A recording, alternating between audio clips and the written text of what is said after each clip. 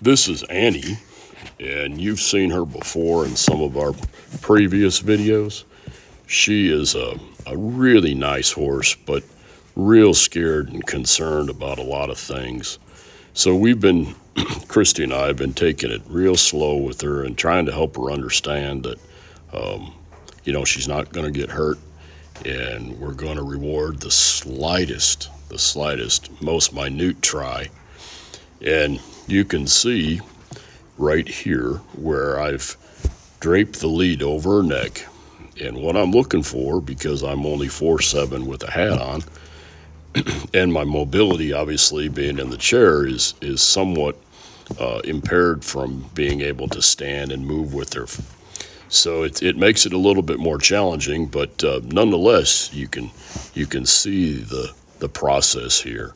So I've draped the lead over her neck, and it's important that, one, she can lower her head as I take a feel of the lead and just put a little tension there, and she learns to just ever so slightly soften and start to lower her head.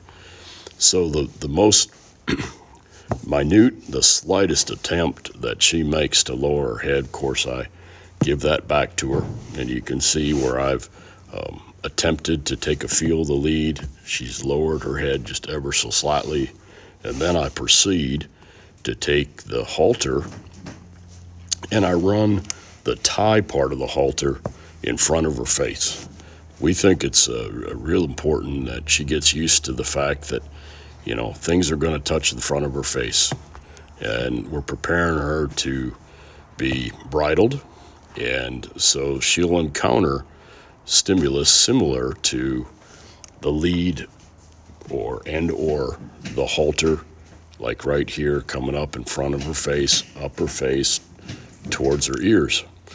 Now, this filly has had a lot of concern of, touching her ears, whether it be by your hand, it be the rope, the end of a flag. She just was very, very concerned, and therefore pretty adamant when we started that you weren't weren't able, or made it difficult, I should say, and more challenging to try to touch her ears.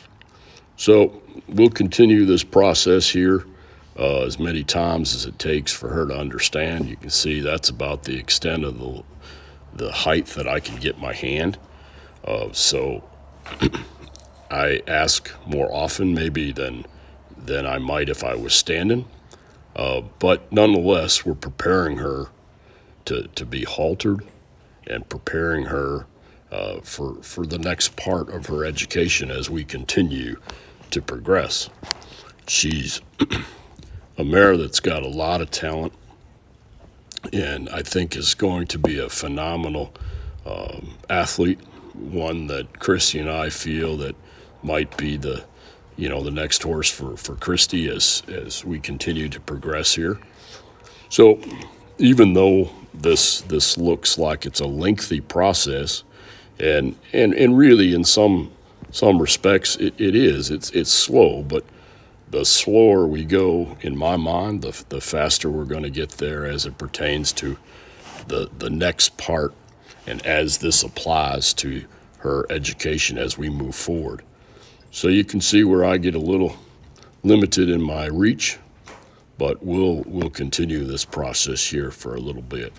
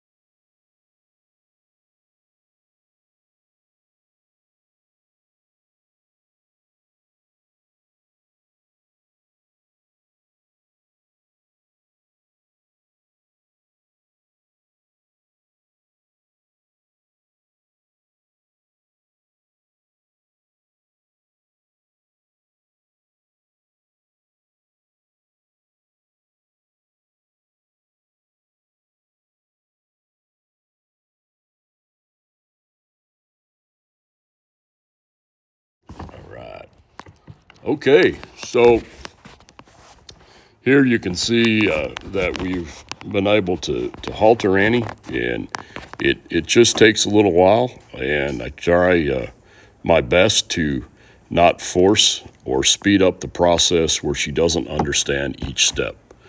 Now you would hope that as you go and you work with your horses that time gets shorter and shorter, and it is. But again, we've tried to address this mare's concerns because she can get very fractious, and we don't want to push her to the point where obviously she wants to leave. But more importantly than leaving is the fact that I don't want her to shut down while we're trying to help her and addressing the haltering process. So we've progressed to where you see me here. We've got her haltered, obviously, you can see that. And I'm just taking a feel. I'm sitting on her left side, and I'm about, give or take, about an arm's length away if I were to just raise my arm laterally from the tip of her muzzle to about where I'm sitting. And it varies. Sometimes it's a little closer. Sometimes it's maybe a little further away, depending on where, if we have movement where she stops. But when they're standing still, pretty much it's about an arm's length away. So what I'm doing, you can see I've taken a feel of the lead, taken the slack out of the lead, and it just becomes taut. And what I'm looking for is just ever so slightly her to attempt to bring her muzzle towards me. And as she does that and softens, I just release the lead, or in some cases just lower my hand. But I want her to understand that we're going to reward the slightest attempt that she makes. Now, in some cases, she gets on the muscle and she's lifted her head and pulled her head away, and I do my best to hold on to that lead and wait for her to bring her muzzle ever so slightly my way. So right there, that was really beautiful. And that was a lot for this mare in the beginning, and it continues to be. The fact that she can softly yield her muzzle and bring her muzzle my way and soften through her body. And to me, every time she does that, she's realizing there's another way from what she has done in the past, meaning gotten scared, run away, and gotten on the fight. And we don't want that. So right here, you can see as I rolled away that she feels the tension in that lead, and she just softly comes with me. That's a big step, and that's a wonderful progression that she has made to get to this point. Now, I wanted to show you this because we felt this is real important. This mare does not really, I'll give her the benefit of the doubt, and I won't say does not, but at the beginning she didn't want really anybody on her right side. So right here, what I'm trying to do, and you can see she's got her head in between my body and her right shoulder. And to me, she's telling me she's blocking me. So right there, she brought her head to her left and allowed me to get over on that side. So what I'm trying to do is to see if she can allow me to come over there. There she goes. So I was doing my best to get to her right side, but you can see I was not the distance that I had mentioned earlier of an arm's length away, because she wouldn't allow that. So I worked with what she would offer me, and Christy and I have really worked hard to really be aware of whatever she offers us. And I think it's important for all of us as we work with our horses, whatever they can offer you at that moment, take as a positive and build on it. So right there you can see again, I'm surely not as far over as I will ultimately be, but she raised her head there, and she raised her head and allowed me to move over there. So right here, we've progressed to the point where she's allowing me to get over there, and there we go. She just ever so slightly softens. You can see I'm rewarding that to the best of my ability, and then we'll start again. So that is really something that is important to understand, whether in this case as we work with Annie, but as y'all see this and work with your own horses, that you really want to give them the opportunity, wait for the slightest try, and reward that, and then start again. Right over here, you can see she's moved her feet just a little bit.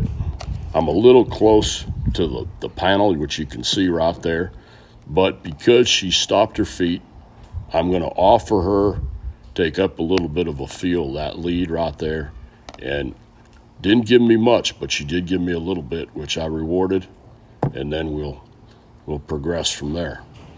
So you can see right there that she not only softened and yielded her muzzle to the right just a little bit, but now we're getting the softness down to her feet, and she's starting to move her feet differently than when we started. When we started, it was she was leaving, and she was evading the any attempt, whether it be Christy or myself, to work with her.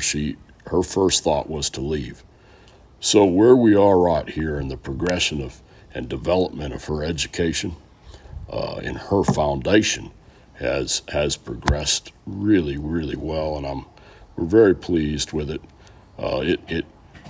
It might appear to be slow, but we're really laying this foundation and helping her out, and I think she's going to be just the super filly as we progress here.